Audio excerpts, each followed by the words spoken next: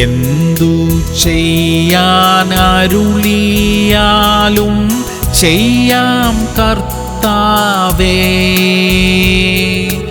എന്തു വില നൽകിയും സുവിശേഷം അറിയിക്കാം.